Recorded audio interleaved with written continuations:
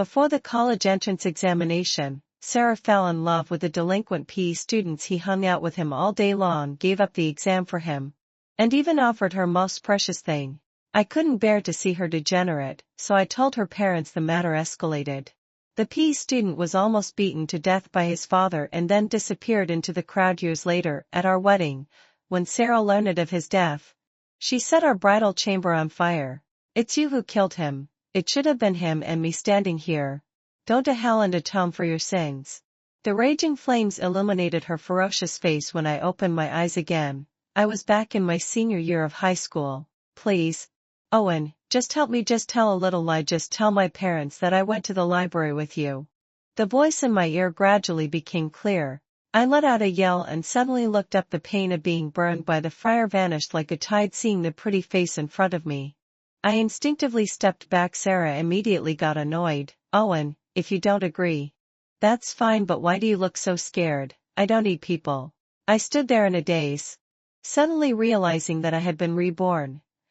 Noticing that I wasn't myself, Sarah grabbed my wrist and shook it vigorously. "What on earth is wrong with you?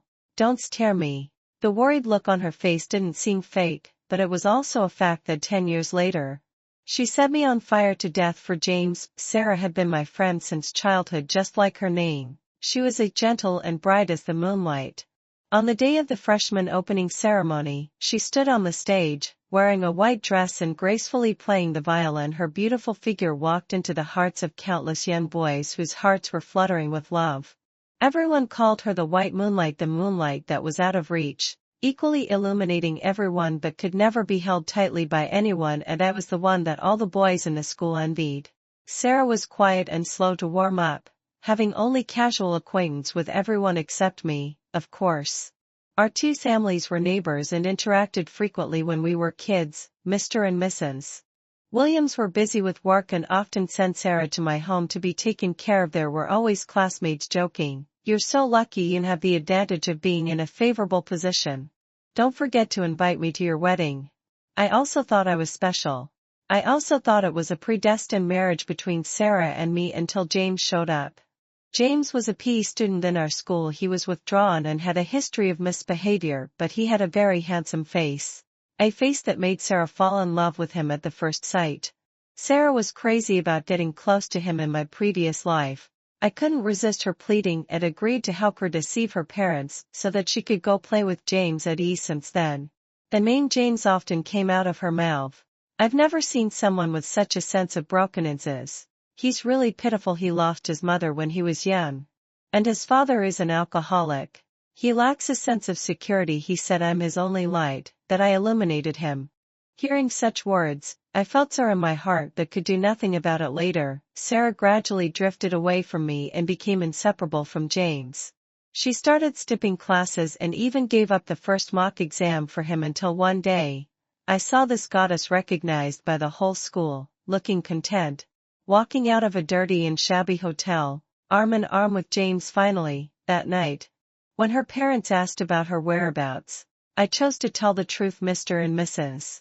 Williams were furious. They went to the school and made a big scene, even threatening to call the police. James' father got extremely angry and beat him up.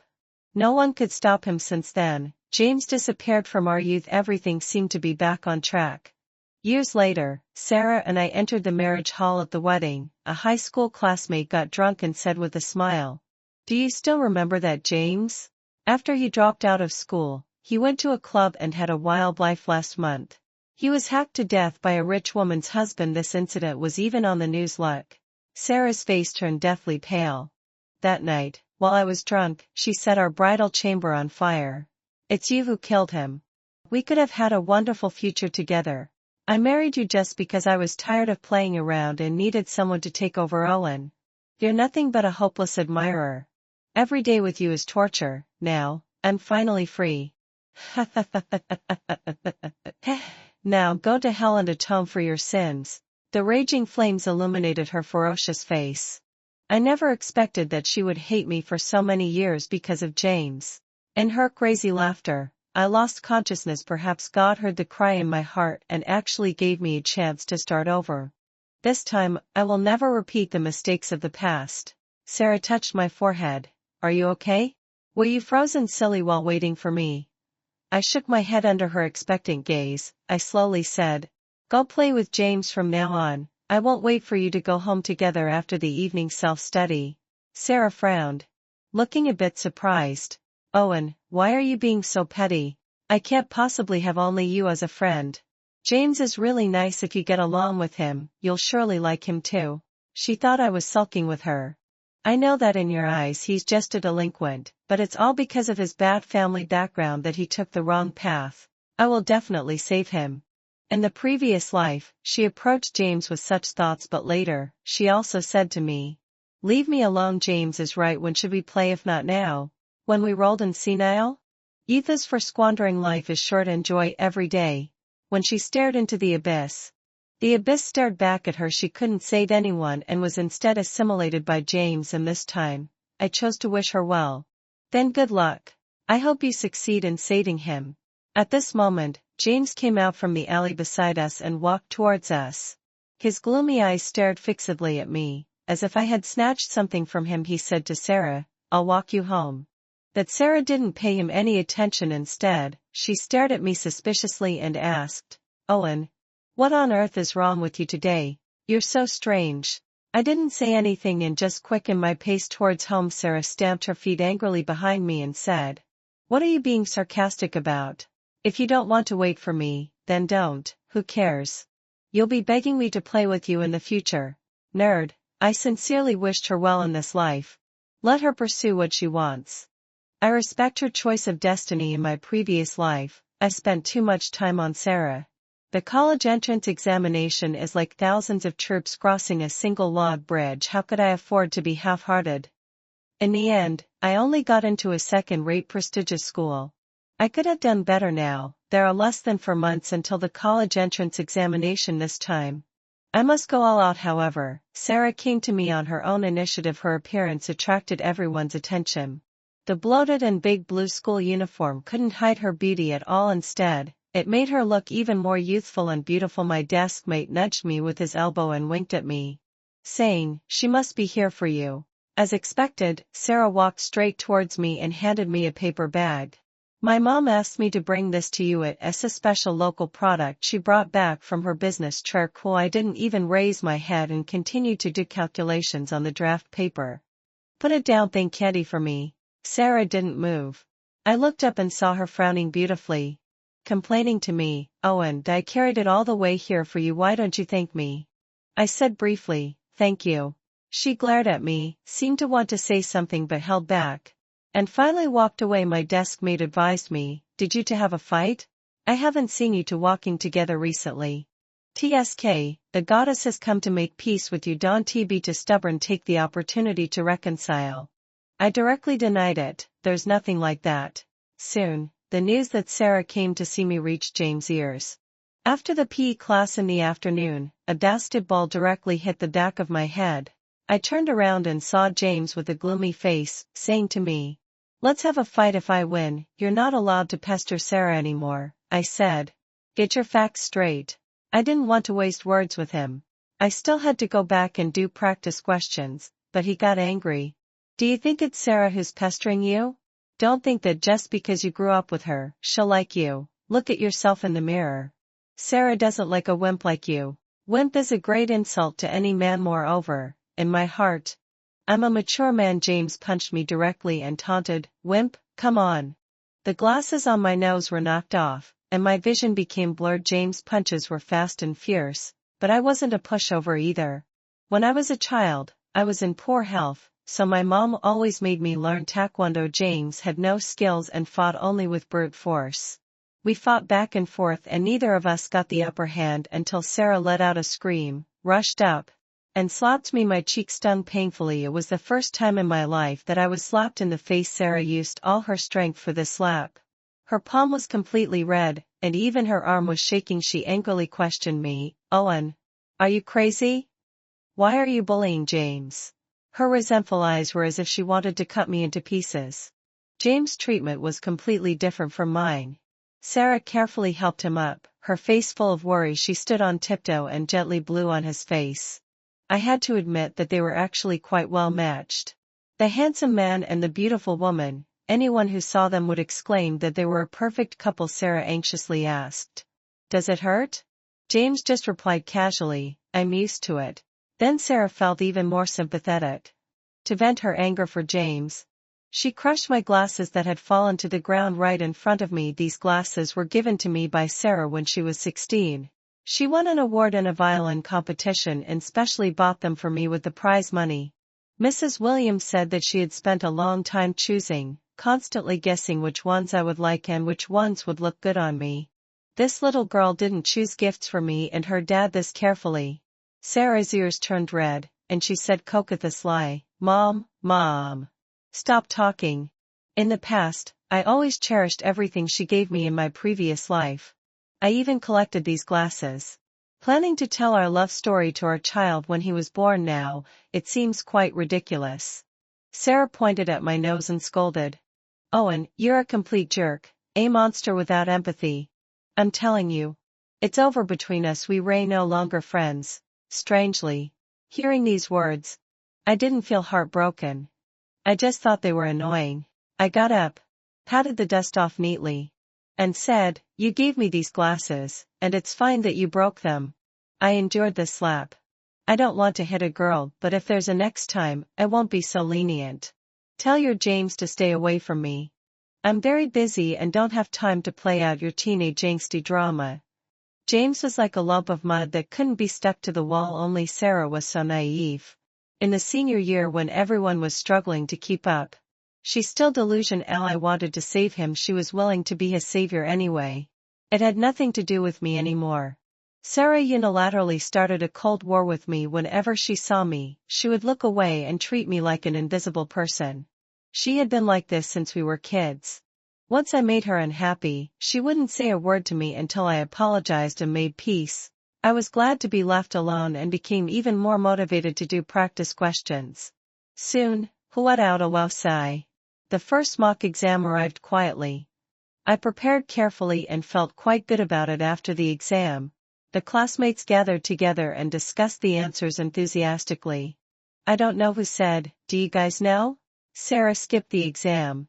She wasn't seen the whole afternoon.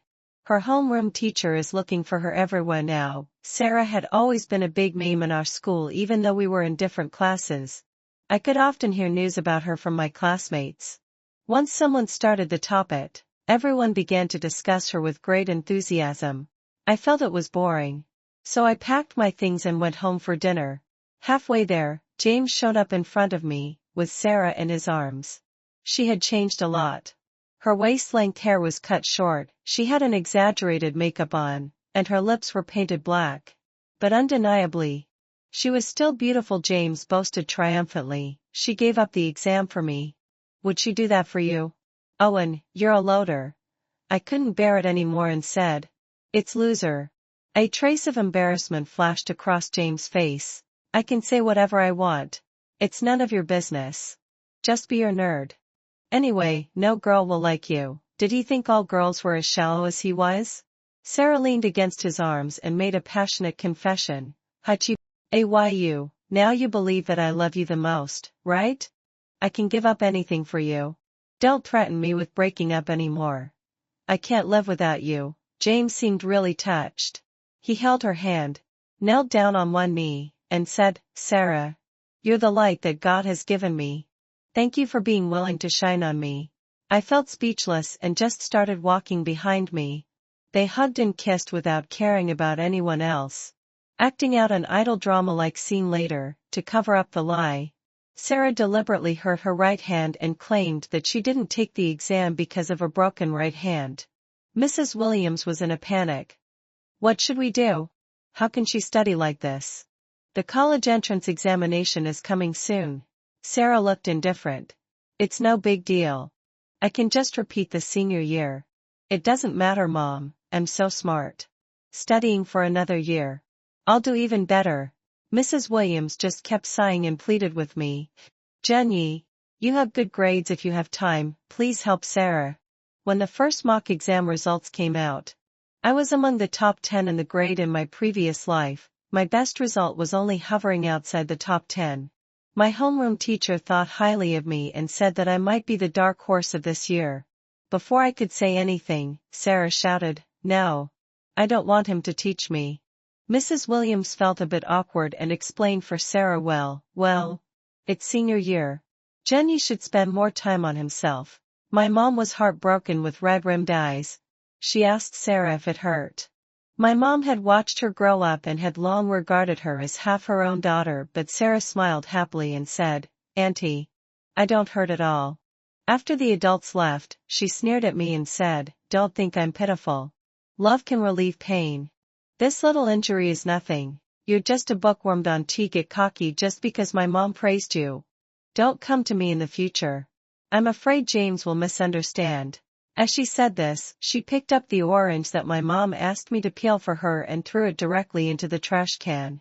"I won't eat anything from you. They're as disgusting as you." I didn't take her words to heart. I was still immersed in the joy of getting into the top 10 in the grade. If it weren't for my mom dragging me, I wouldn't have come to see her at all. After her right hand was broken, Sarah became even more unrestrained and played with James every day. On Sunday, my mom was busy in the kitchen and suddenly said to me, "Jenny, go and ask Sarah to come over for dinner." I didn't want to. My mom frowned and complained, "What are you two arguing about again? Sarah's hand is broken. And your uncle and Aunt Williams are on a business trip outside. She's alone at home. The little girl is so pitiful. Be obedient. You're a man. Be more generous and tolerate her. Good boy, go and ask Sarah to come over." In my mom's eyes, Sarah was still the cute, sensible little girl who loved to act coquettish, lie in her arms. I thought about it and then went out. I'd just walk around and come back and say Sarah wasn't at home. Sarah lived next door to me. Amorous giggles came from her house as an adult. I already knew what was going on. I was about to turn around and go home when the door suddenly opened. James stood at the door, bare-chested, with a cigarette in his mouth. After the deed, the air was filled with an indescribable smell. For eyes, did you enjoy eavesdropping? You know you have to pay for it, right? Behind him, Sarah was hurriedly buttoning her clothes. Her hair was messy. Her cheeks were flushed, and there were obvious red marks on her neck. What was even more outrageous was that her right hand was perfectly fine. So it was all fake. There was no broken hand at all. I just didn't expect they were so bold as to do this kind of thing while no one was at home. James pushed my shoulder, his eyes fierce. "Look again and I'll dig out your eyeballs. You're a stupid kid who's never even seen a woman." Sarah came over and threatened me. "Owen, you're not allowed to tell my parents, or I can't guarantee what you will do to you." Her lips were charmingly swollen and there were mottled bite marks on them. "It's better to let things go than to stir up trouble." I said, "My mom asked you to have dinner if you're not home." "That's fine." James smiled in satisfaction, kissed her and blew the cigarette smoke into her mouth. Before leaving, I left one last sentence. "Oh, by the way, don't mess with me in the future. Otherwise, I might accidentally let it slip." Without Sarah's disturbance, I made rapid progress. One day, after the college entrance examination, physical examination, a piece of news caused a huge stir. The classmates were all talking about it. "Have you heard? During the physical examination, Sarah was found to be pregnant. She always looked so pure and cold on the surface. But secretly, she's already been claimed by James." At this moment, the monitor ran over, out of breath, and said, "Owen, the homeroom teacher asked you to go to the office." I was completely confused. Someone looked at me and jeered. "No way. Top student, were you involved too? You seem decent. But you're not really a good guy. Are you?" I frowned and denied it. "Watch your mouth." But he didn't care. "What? It's not something to be ashamed of. She is the goddess of our dreams. You've hit the jackpot." I ignored him and rushed to the office. Just as I walked out of the classroom door, I saw Mr. Williams coming towards me aggressively. I instinctively greeted him, but he kicked me down. "Owen, you beast." Mr. Williams was about to hit me again, but was held back by Mrs. Williams. My mom was at a loss. There must be some misunderstanding. Jenny is usually very measured. He definitely wouldn't do such a thing. Then she turned to me and said anxiously, "Jenny, say something." explained to Uncle Williams quickly. What on earth happened? Sarah was standing behind them, with red-rimmed eyes, acting as if she was going to kill herself. When she saw me looking, she gave me a provocative smile. She wanted me to take the blame to protect James. I got up and said word by word, I didn't do it. Mr. Williams got even angrier. His usually serious face was now flushed red. You little rascal, you did it but don't dare to admit it, huh? I'll beat you to death. I really misjudged you. I even regarded you as half my son. My mom stopped him. There must be a misunderstanding. You've watched Owen grow up, you know what kind of person he is. Mr. Williams roared. Do you think Sarah would slander him with her own innocence? Sarah started to act, burying herself in Mrs. Williams' arms and sobbing. Owen, how could you do this to me? You coaxed me into doing that. This child is yours. There were quite a few students watching the scene in the corridor, pointing at me. It's really Owen's. They've always been close, my goddess. How could you be so blind? Maybe they've been doing it for a long time and it's just been discovered now. Boys in puberty are full of vigor, everyone knows that. Owen looks decent, but he's like this behind the scenes. He has no sense of responsibility at all. His character is so bad. The public opinion was one-sided seeing this. Sarah cried even louder and kept smearing me. Owen, you're the one who lied to me. You said you liked me. Now you don't even dare to admit it. Are you even a man? If I had known you were such a person, I would never have been with you. I wasn't panicked at all. I sneered and said, how about we check the surveillance in the community to see who you brought home? Or, we can call the police and let them check the small hotel behind the school. Was it me or James who appeared there with you? In an instant, Sarah's face turned deathly pale. Sarah only wanted to protect James, so she made up such a clumsy lie. It was full of loopholes. Indeed, being with stupid people will lower your IQ. Sarah was the best example. Soon, the school called James' father to the school. Unlike in the previous life, James' father didn't beat him this time. Instead, he beamed with joy and started spouting nonsense in the office. You two, just give birth to my grandson safely. Mr. Williams slapped the table. Give birth? What to give birth to? They're both kids themselves. James' father chuckled. Kids can still sleep together. Your daughter is so. Before he could finish, Mr. Williams punched him to the ground. James' father had a bad temper, and Mr. Williams was already angry. The two of them immediately started fighting. They had no dignity as adults at all. The office was in chaos. The principal and a group of leaders struggled to pull them apart. James' father was full of foul language. James vowed, I'll take responsibility for Sarah. As soon as he finished speaking, Mr. Williams slapped him hard. No one stopped him.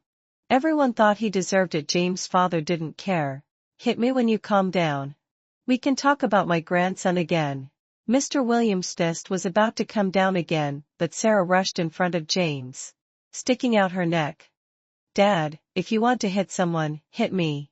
It's not his fault alone. I was willing. James was so moved that he burst into tears and immediately knelt down in front of Mr. and Mrs. Williams. Uncle and Aunt, please let us be together. We really love each other. Sarah also knelt down, crying pitifully. Dad, Mom, only when I'm with James do I know what real happiness is. I really love him. At this moment, everyone became the villains who were preventing them from getting married. Only James' father was smug. I'm just saying. Having an abortion is so harmful to the body. The two kids have a good relationship. Just hold the wedding now. Get the marriage certificate later. The earlier they become parents, the earlier they complete the major events in their lives, and the earlier they can enjoy the blessings. How nice. How could young and inexperienced parents, and poor children who grew up in confusion enjoy blessings? Besides, the child isn't yours. You can control your daughter, but she should decide about her own child, right? James' father drank and got drunk all day long. But when it came to talking nonsense, he really had a way. Sarah was persuaded by his words. Yes. This is my child. He has also a life. Why do you have the right to deprive him of the right to be born? I'm his mother. If I want to give birth, he must be born. Mr. Williams looked at her stubborn face and couldn't help slapping her. How are you going to support him in the future? Don't you want your own life anymore? Sarah's cheek immediately swelled up high. She almost cried out. I don't care. I'm going to have the baby. I must have it. Since then, Sarah never came to school again. But there were always quarrel sounds coming from next door to my house. He is him and his father is his father. He's different from his father. I'll be living with James in the future. Not his father, as long as James treats me well, that's enough.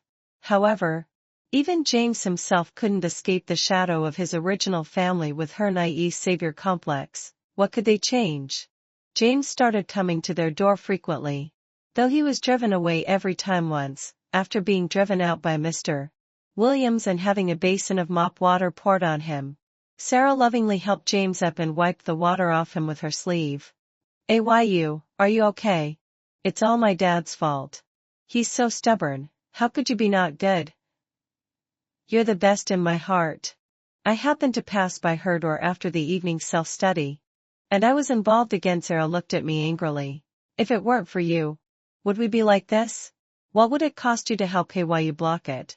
My dad wouldn't have made things difficult for you. Owen, you're really selfish." She really had the nerve to accuse me. I stared at her petulant eyes and brows, and suddenly thought of a long time ago. That time, I failed an exam, and she comforted me for a long time. We lay side by side on the playground. Looking at the stars in the night sky, she asked me, "Owen, what kind of future do you want?" I thought for a while and replied, "A house that can keep out the wind and rain, a job that can support me and my family, and a loving and considerate partner." That night, her eyes were more beautiful than the starry sky. "Then I'll play the violin for a lifetime. If you can't make it in the future, I'll support you." What naive vows the one who said them forgot. But I still remembered. It felt so distant, as if it was something from a past life. "Even if all of you oppose, I'll overcome all difficulties and be with James. I'll prove to all of you that we're right." Bang! I closed the door. Woo! The world became quiet after this incident. My parents became more and more unfriendly to their family. How dare she smear my son? My son is so obedient and honest, how could he do such despicable things? If I had a daughter like that who can't tell right from wrong, I'd cut off relations with her immediately. It came true the day Mr. Williams took Sarah to have an abortion. James' father rushed to the hospital and went crazy, crying, making a scene, and threatening to hang himself. He claimed that if anyone dared to perform the operation on Sarah, he would jump off the building and die in the hospital. The doctor didn't dare to proceed, so the operation was postponed. For several days, James' father kept guarding downstairs of the building. Sarah also went on a hunger strike to force her parents to give in. Mr. Williams was at his wits' end, having to take care of both work and family but failing to handle either well. Mrs. Williams sighed all day long and wept. Before long, having fulfilled la dadacho, Sarah eloped with Jameson the night they eloped. I was buried in doing practice questions. Hearing the noise downstairs, I glanced out of the window. The moon was bright, the stars were sparse, and the cicadas were chirping loudly. The penniless young man led the full of courage young girl, running towards the distance without hesitation. It sounded so romantic. Never mind. Life would teach them a lesson. Some things were far from as beautiful as they imagine without an economic base. No skills, and a baby on the way who would need to be fed. I couldn't even imagine how many tough days were waiting for them. Even the sweetest lovers would be hit hard by reality. Later I heard that on the day of elopement, Sarah gave her parents sleeping pills to ensure everything went smoothly. Mrs. Williams, who had a heart condition, almost didn't wake up. Mr. Williams gave up on Sarah and threatened to cut off relations with her. Just consider her dead. It's like I've raised an ungrateful dog all these years. Mr. Williams threw all of Sarah's things out of the house. One day, when I passed by the landfill, I happened to see that broken string violin. Once upon a time, it shone brightly on the stage and was regarded as a treasure. Now, it lay alone in the corner, dirty and broken. I didn't look any further. Instead, I looked up at the rising sun and continued walking towards the school. Their figures gradually disappeared from my youth. The farce finally came to an end. Time flies like an arrow. In this summer, I was admitted to Peking University as I wished and became the biggest dark horse of this year. Our homeroom teacher's face almost split with smiles. constantly praising me for being promising. My parents held a big feast and invited many relatives and friends. The younger siblings I hadn't seen for a long time all gathered around me, respectfully asking me for advice. The adults told them, learn from your brother, okay? Absorb some of his smartness. This lively and bustling scene made Mrs. Williams' eyes red. If only Sarah hadn't. Mr. Williams sternly shouted. On such a joyous day, why mention that unlucky thing? She almost killed you. And you still think about her. After Sarah smeared me, Mr. and Mrs. Williams apologized to me many times. This always strict middle-aged man bowed deeply in front of me and said sorry solemnly. I thought he was also quite unlucky, so I didn't pursue it. Instead, I comforted him. Mr. Williams looked at me for a long time. The always strong and straight man seemed to age instantly, and his eyes turned red silently. A few years later, I received a phone call from afar. Owen, this familiar voice was Sarah's. Yes, hadn't fulfilled my obsession. It's me. There was a sob in her voice. Can you get in touch with my parents? Why is their phone number no longer in service? I replied, they don't want you to bother them anymore, so they changed their phone numbers. How could this be? It's impossible. How could this be? There came the crying of a child from the other side. Shortly after, Sarah broke down in sobs. On Christmas of that year, Sarah knelt at the door, with a half-grown child behind her, shouting hoarsely, Dad, Mom, come and see your grandson, please. Let me in. I know I was wrong. I really know I was wrong. Even though her forehead was bleeding from the knocking, the door in front of her still didn't open. What she didn't know was that Mr. and Mrs. Williams had already moved away. Mr. Williams was a very face-conscious man. After such a thing happened, he couldn't pretend as if nothing had happened and stay there. My mom also told me that Mrs. Williams was pregnant. Selling this house meant that she had walked out of the shadow and was ready to raise her second child while everything had settled down, and we were all moving forward. Only Sarah was still trapped in the summer of her 18th year. It was many years later when I saw Sarah again while I was answering a phone call on the street. I happened to see two people arguing. Is the child really mine? Why does he look more and more like your ex-boyfriend? I don't have an ex-boyfriend, don't be stubborn. You must have something going on with Owen. She think I don't know. Before the woman could defend herself, the man threw the wine bottle in his hand. The loud noise attracted the attention of passers-by. The woman was so frightened that she froze and started to shake. Why was she reacting so strongly? Soon. I knew why. The man slapped her and then punched and kicked her. The second kid looks less like me. You ray a slut. I can drink if I want. Mind your own business. Bitch. The woman covered her head and endured his anger motionless lie. Obviously, this kind of situation happened frequently. I couldn't stand it and stepped forward to stop him. The man cursed. Mind your own fucking business. Get out of here. He picked up a stool and was about to smash it at the woman. I got angry too and casually picked up a wine bottle. If you want to fight, go to the boxing gym. She's your wife, not a punching bag. If you do it again, I'll call the police. You bitch. You're lucky this time. Seeing my stance, the man left in a huff. After uttering a few harsh words, the woman lay on the ground, sobbing uncontrollably. I sighed and handed her a tissue. Blind tolerance will only lead to more severe bullying. After leaving this piece of advice, I turned to leave. At this time, a cautious inquiry came from behind. Owen? I turned around, a bit surprised. She then walked forward excitedly and grabbed my arm. It's me. I'm Sarah, the Sarah who grew up with you. Then I remembered. Time had passed. And the once radiant girl had gradually faded from my mind, leaving only a faint shadow. But that shadow didn't match the person in front of me at all. She had changed so much. Her plump and out-of-shape figure, weather-beaten face and silent and timid temperament were all far from the once serene girl. Sarah sighed. You're still the same. You haven't changed much. She looked at her rough palms and laughed self-deprecating. Why, not like me? I asked. So the one just now? Is that? I really couldn't remember his name. James. It's him. When saying this, Sarah's eyes dimmed, and a faint sigh escaped her lips. She smiled bitterly.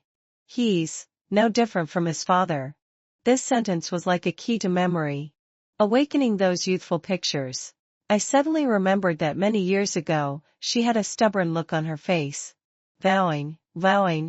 Love can relieve pain. James is James, his father is his father. He's different from his father.